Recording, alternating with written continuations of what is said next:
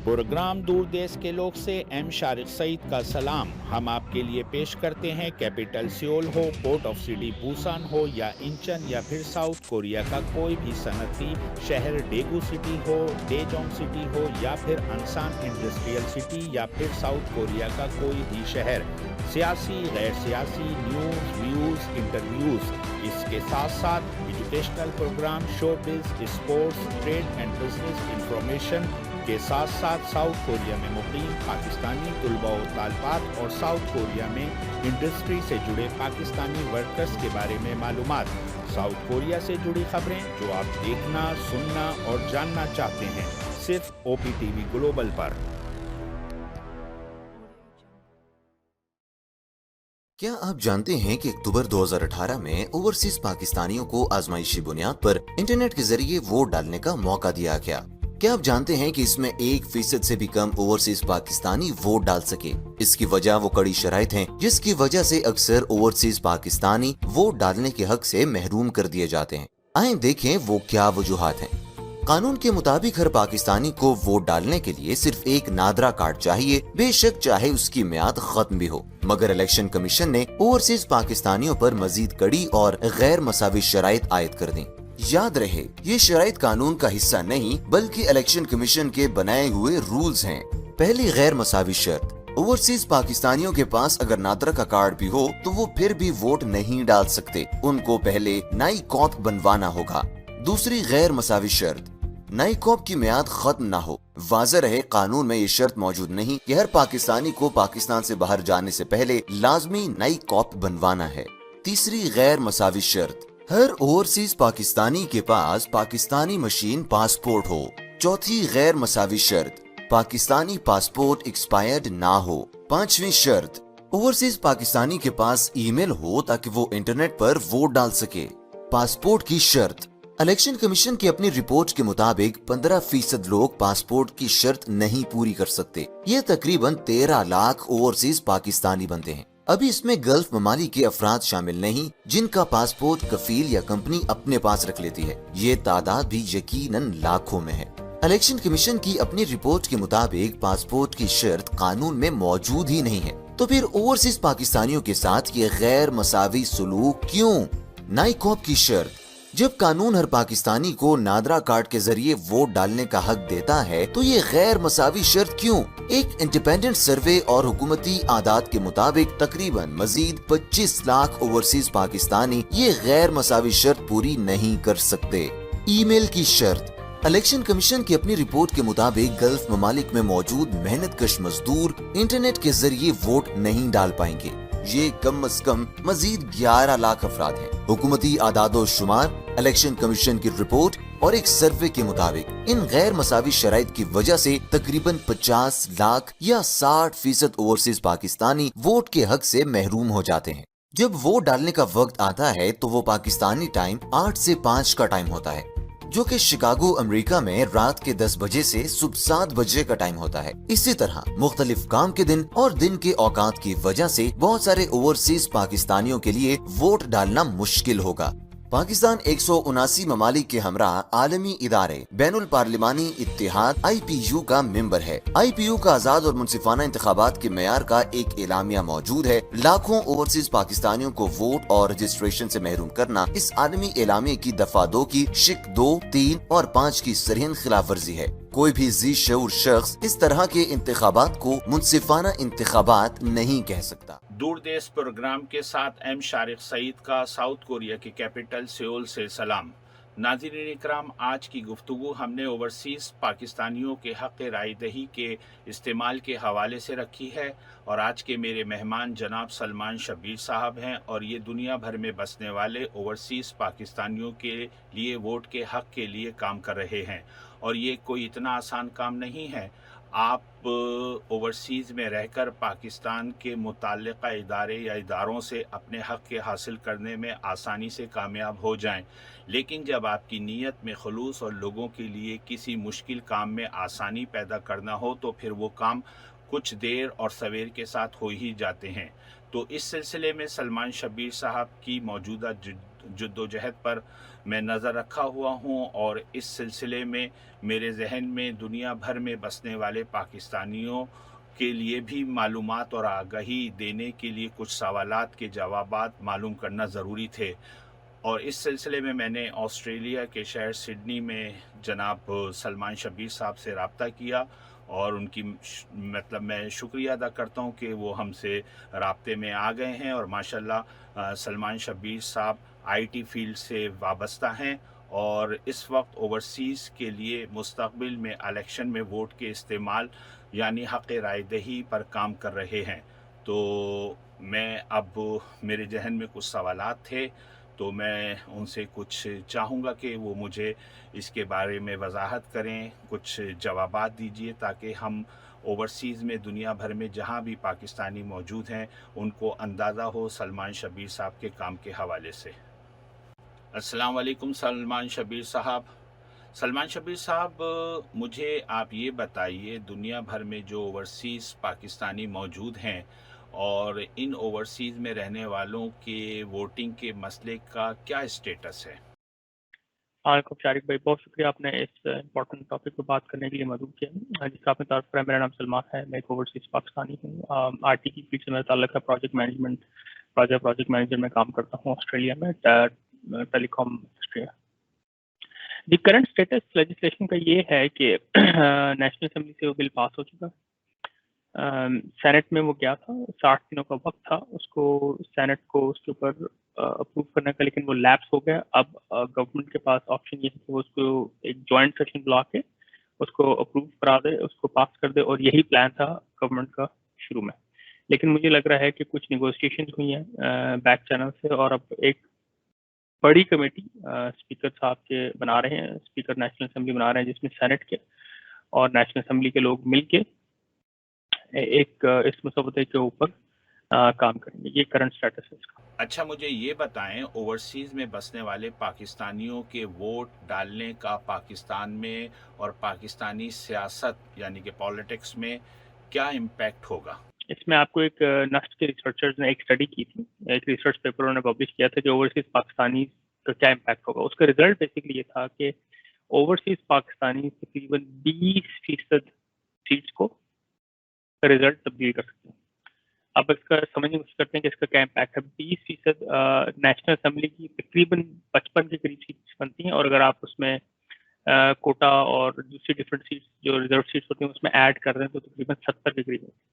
اب 70 سیٹس ایک اتنی بڑی فگر ہے کہ اس کے بغیر کسی کے لیے بھی اوورسیز پاکستانی اس کو ملائے بغیر حکومت بنانا تقریباً ناممکن ہے۔ ٹھیک ہے، اچھا اس کا مطلب کہ اوورسیز پاکستانی جو ہیں وہ بہت امپورٹنٹ ہے، وہ کنگ میکر ثابت ہو سکتے ہیں۔ اچھا، اس کی امپلیکیشنز کیا ہے؟ اس کی امپلیکیشنز یہ ہے، دیکھیں جو پاکستان میں پالیٹکس آپ کو پتا ہوگا وہ کس طرح چلتی ہے۔ آپ کے پاس الیکٹیبلز ہوتے ہیں، وہ لوکل، ان میں سے کچھ لوگ کورس کرتے ہیں، برائب کرتے ہیں جو آپ کا وہاں کے لوگ ہیں جنہوں نے الیکشن میں حصہ لینا ہوتا ہے، تھانہ کچہری کا کام، گلی کا کام، بریانی، یہ ساری چیزیں آپ کو پتہ ہے، ایسی چیزیں اس مکس میں شامل ہو جاتی ہیں۔ لیکن جو اوورسیز ووٹر آپ کو اندازہ ہے کہ ان کا شاید سوچنے کا انداز پر مسئلہ، ان کو جاب نہیں چاہیے، وہ زیادہ ان کو ہوگا کہ اچھا جی ہماری جو انویسٹمنٹ ہے وہ سیکیور ہے پاکستان میں، لا اینڈ آرڈر پہ ان کا فوکس ہوگا، گورننس کے اوپر زیادہ فوکس ہوگا، پاکستان کو امپروو کرنے کے اوپر زیادہ فوکس ہوگا، میرٹوکریسی کے اوپر، کیونکہ بہت سارے ہم لوگ لیبر کلاس سے بلانگ کرتے ہیں باہر، تو میرٹوکریسی کو اپریشیٹ میرا خیال ہے زیادہ کرتے ہیں اوورسیز پاکستانی جنرلی۔ وہ جب ان کا چوائس آئے گا کرنے کے لیے اپنا ایم این اے کو سلیکٹ کرنے کے لیے، تو میرا خیال ہے جب بھی ساری چیزیں مکس میں انٹر ہوں گی تو آل آف اے سڈن جو آپ کے پاس جو پرانے ٹیکٹکس تھے الیکٹیبلس کے، وہ اتنے لوکریٹو نہیں رہیں گے، وہ اتنے کارآمد نہیں رہیں گے۔ تو میرا خیال ہے کہ اسی لیے اوورسیز پاکستانی جب آئیں گے تو پاکستان کی پالیٹکس اور پاکستان کے پولیٹیشینس کی نوعیت کی نیچر کو چینج کرنے کا پورا اس کے اندر وہ ایک پوٹینشیل رکھتے ہیں کہ وہ فار ایور چینج ہمیشہ۔ غالباً 2018 میں بھی اوورسیز پاکستانیوں نے آزمائشی بنیاد پر انٹرنیٹ ووٹنگ میں حصہ لیا تھا، آپ کے علم میں ہوگا یہ تو اس کے بارے میں ہمارے ناظرین کو بتائیں گے؟ 2018 کے آپ نے آزمائشی بنیاد پہ جو الیکشن ہو اس کے بارے میں آپ نے سوال کیا۔ دیکھیں، آپ نے ابھی اپنے پروگرام کے سٹارٹ میں ایک ڈاکیومنٹری پلے کی، اس میں بہت سارے جو اوورسیز پاکستانی ایشوز کا اس کا احاطہ آلریڈی ہو چکا ہے۔ ٹھیک ہے، میں آپ کا ناظرین کے لیے ایک دو چیزیں ضرور کہنا چاہتا ہوں. دیکھیں سب سے پہلے کانسٹیٹیوشن ہوتا ہے, ٹھیک ہے, جو آپ کا لیگل فریم ورک ہے, آپ کے پاس کانسٹیٹیوشن ہے. کانسٹیٹیوشن کے نیچے لا ہوتا ہے, ٹھیک ہے, جو آپ کی پارلیمان بناتی ہے, اور اس کے نیچے آپ کے پاس رولز ہوتے ہیں. جو رولز جو ہیں وہ متعلقہ ادارہ بناتا ہے. جس طرح اگر الیکشن کا لیجسلیشن پاس ہوگی تو وہ رولز الیکشن کمیشن بنائے گا. تو الیکشن کمیشن نے پچھلی دفعہ یا اس ٹائم پہ بھی اوورسیز پاکستانی کے جن کے رول ہیں وہ اتنے سخت ہیں کہ اوورسیز پاکستانی پارٹیسپیٹ ہی نہیں کر پاتے. میں آپ کو ایک چیز آپ کو دکھاتا ہوں ویژولی, تاکہ آپ کو یہ چیز سمجھنے میں. اچھا جی, یہ بڑا اچھا سوال ہے آپ کا کہ جی اوورسیز پاکستانی کا جو 2018 میں جو ہوا تھا اس کا ساتھ کیا بنا, جو ایک ازمائشی بنیاد پہ ایک پائلٹ پروجیکٹ. دیکھیں آپ کو آپ کے ناظرین کے سامنے کے لیے اس کو ایک ویژولی میں ایکسپلین کر دیتا ہوں آپ کی اسکرین کے اوپر. آپ لوگوں نے آپ نے اپنے پروگرام میں ایک ڈاکیومنٹری بھی دکھائی جس میں آپ نے یہ باتیں کی. اس میں اور بھی اس نے اور بھی مسائل کہا تھا کہ تھوڑا سا اس کو دیکھ لیتے ہیں. اگر آپ کے پاس 2018 میں جو اوورسیز پاکستان کا ٹرن آؤٹ تھا وہ 1% سے بھی کم تھا. اگر آپ کا 100 فل ووٹ تھے تو جو مشین ریڈیبل پاسپورٹ نہ ہونے کی وجہ سے 15% کم ہوگا تو آپ کے پیچھے آپ کے پاس 85 لوگ رہ گئے. ٹھیک ہے, اسی طرح آپ کے پاس یہ ساری وہ باتیں ہیں جو آپ کی ساری وہ چیزیں ہیں جو الیکشن رولز کی وجہ سے امپیکٹ ہو رہی ہیں. میں اس کو ریپیٹ کرنا چاہ رہا ہوں, الیکشن رولز کی وجہ سے مسائل آ رہے ہیں یا الیکشن لیجسلیشن یا قانون کی وجہ سے نہیں آ رہے. پھر ایک چھوٹا سا ہم نے سروے کرایا اور دیکھا کہ اوورسیز پاکستانی میں کتنے کے پاس نائک آف ہیں. ٹھیک ہے جی, آپ کے پاس سارے اوورسیز پاکستانی کے پاس نائک آف نہیں ہوتا, کچھ کے پاس سادہ شناختی کارڈ بھی ہوتا ہے. پھر آپ کے پاس نائک آف جن کے پاس نہیں وہ اور بھی کم ہو گئے.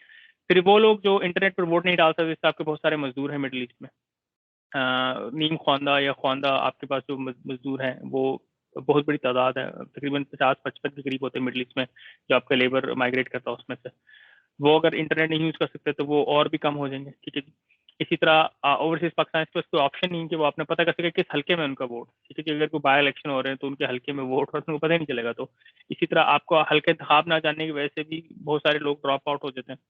پھر جو رجسٹریشن ہوتی ہے اوورسیز پاکستانی کی وہ تھوڑی دیر کے لیے کھلتی ہے. پچھلی بار پائلٹ پروجیکٹ 17 دن کے لیے کھلی تھی. حالانکہ اگر آپ پاکستان میں ہو تو آپ سارا سال اپنا ووٹ رجسٹر کر سکتے ہیں. ٹھیک ہے, یہ ایک اور ڈسکریمنیشن ہے. تو وہ محدود مدت کی کھلنے کی وجہ سے اور لوگ کم ہو جاتے ہیں جو کہ ووٹ ڈال پائیں.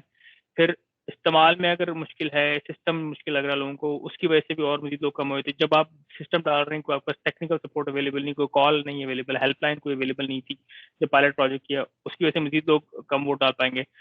ایک ریکوائرمنٹ ہے کہ اوورسیز پاکستانی کو 6 مہینے سے زیادہ وہ پاکستان سے باہر رہا, اس کی ریکوائرمنٹ کی وجہ سے کچھ لوگ کیا ڈسکوالیفائی کر دیں.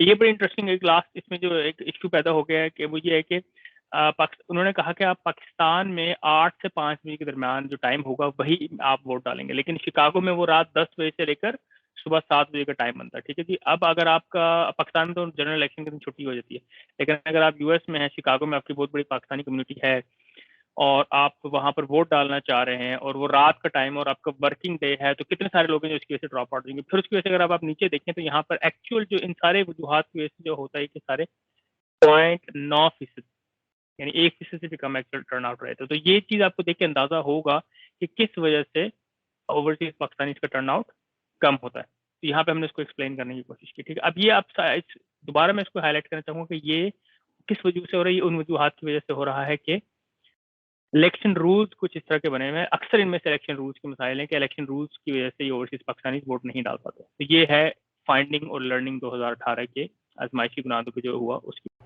آخر میں مجھے یہ بتائیے آپ کہ اب ان مسائل کو حل کرنے کے لیے آپ کیا کر رہے ہیں, اور لوگ آپ کو اس یعنی کہ میں تو یہی کہوں گا یہ فائٹ ہی ہے, ایک طریقے سے فائٹنگ ہی ہے, یا اس کو آپ آسان لفظوں میں کہہ سکتے ہیں کہ یہ جو جد و جہد کر رہے ہیں اس میں آپ کے لیے کس طرح کی آپ کو سپورٹ چاہیے اوورسیز پاکستانیوں سے, یا جو آپ کے کام سے مطمئن ہیں وہ آپ کی کس طریقے سے اس کام میں مدد کریں, سپورٹ کریں. اچھا جی, تھوڑا سا آپ کو ہسٹری بتا دوں کہ ابھی تک ہم نے کیا کیا. ابھی ہم نے ایک سب سے پہلے اس مسئلے کو ایڈریس کرنے کے لیے ہم نے لا میکرز کو اپروچ کیا, نیشنل اسمبلی میں بھی اپروچ کیا, نیشنل اسمبلی کی اسٹینڈنگ کمیٹی میں بھی اپروچ کیا. وہاں پر انفارچونیٹلی کچھ نہیں ہو سکا. اس کے بعد ہم نے سینیٹ کی اسٹینڈنگ کمیٹی کے ممبر سے وہاں پہ ہم نے پٹیشن کی, میں نے پٹیشن کی, سینکڑوں اوورسیز پاکستانی ہمارے ساتھ بھی انہوں نے پٹیشن کی. وہ پٹیشن سینیٹ اسٹینڈنگ کمیٹی کے آفیسر ریکارڈ کا حصہ بھی بنی. میری 1-on-1 میٹنگ بھی ہوئی سینیٹ اسٹینڈنگ کمیٹی کے جو سینیٹر ہیں, سینیٹر تاج حیدر. یوٹیوب پہ میری ان کی میٹنگ کا ریکارڈنگ پڑی ہوئی, اگر آپ چاہیں تو اس کو سن سکتے ہیں. بہرحال آپ نے دیکھا کہ وہ لیپس کر گیا, اور وہ اب بہرحال سچویشن ہم نے یہ پہلے ڈسکس کیا، وہ اب جوائنٹ کمیٹی ہے جو بھی اسٹینڈنگ کمیٹی ایک اور بنا رہے ہیں اس میں جا رہا ہے. تو بہرحال ہمارا جو پرابلم ہے وہ ایڈریس نہیں ہو سکا. ٹھیک ہے جی. ہم نے بات کی، ہم نے پی ایم پرائم منسٹر صاحب اور ان کی کیبنٹ کو بھی پٹیشن ڈالی. سینکڑوں اوورسیز پاکستانی نے اس پٹیشن میں حصہ لیا، ان کو لیٹر لکھے کیبنٹ کو، پرائم منسٹر صاحب کے آفس کو. ڈاکٹر بابر روان نے ہمیں جواب دیا. بیسکلی اسینشلی انہوں نے جب ہماری پٹیشن کا سارٹ آف ہماری ریکویسٹ کا، جب ہم نے ان کا بیسکلی ان کا جو شارٹ آپ کو بتا دوں، ان کا جواب بیسکلی تھا کہ جو مسئلہ ہے یہ قانون کا نہیں ہے، یہ الیکشن کمیشن نے جو رولز بنائے ان کا مسئلہ. تو پھر ہم نے کیا ڈیسائیڈ کیا، ہم نے کہا کہ جب یہ ساری بات ہو گئی اور تو میرے خیال میں قانون میں اس مسئلے کو سالو کیا، بہرحال وہ نہیں ہوا، تو اب ہم قانون، اب ہمارے پاس جو آخری میرے خیال میں ہمارے پاس آپشن رہ گیا وہ یہ کہ ہم الیکشن کمیشن کو ایک کورٹ میں لے کے جائیں.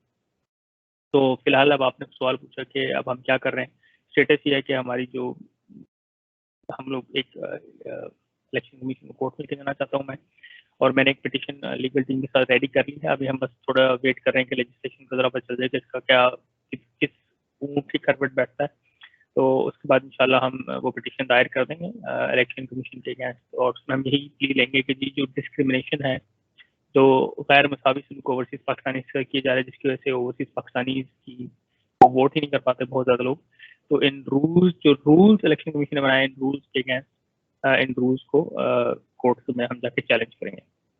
اچھا جی، یہ ہو گیا کہ ہم اب کیا کر رہے ہیں اور لوگ ہمارا کیسے ساتھ دے سکتے ہیں. جی لوگ ہمارا کیسے ساتھ دے سکتے ہیں، ظاہری بات ہے آپ کو اندازہ ہے کہ ساری چیزیں جس میں اگر ہم سارے اوورسیز پاکستانی اپنے ریسورسز اور اپنی انرجیز پول کر لیں تو انشاءاللہ ہم لوگوں کو اس کام کے اندر مجھے امید ہے کہ سکسیس حاصل ہوگی. اور ظاہری بات ہے کہ جب انرجیز اور ریسورسز سارے پول ہو جاتے ہیں تو ایک مشکل ہو جاتا ہے کسی کے لیے اس کو ڈینائی کرنا اس رائٹ کو. تو میں بھی اسکرین پہ آپ کو ایک ویب سائٹ نظر آ رہی ہے کہ جو لوگ اس کاز کو سپورٹ کرنا چاہتے ہیں وہ اس ویب سائٹ پہ جا کے سپورٹ کر سکتے ہیں.